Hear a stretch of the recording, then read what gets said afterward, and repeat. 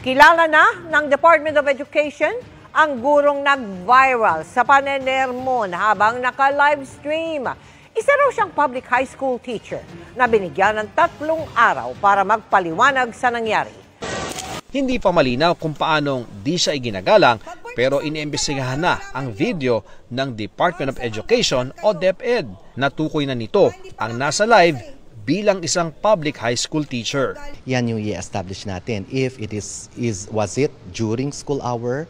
Was it during the conduct of a class na nangyari yan at naka-live siya? So yan yung i-ascertain natin, kaya tayo magkakaroon ng investigation. Apparently, nasa harap siya ng klase based on the audio dun sa video natin. Ang tanong ng marami, bakit nagalit ang guro sa kanyang estudyante? Parang meron yatang nabanggit yung certain group of mag-aaral or students about personal issue about the teacher. So parang she was disappointed na or frustrated na may ganung remark siyang narinig from 1 or 2 of the learners, kaya ganun yung kanyang galit.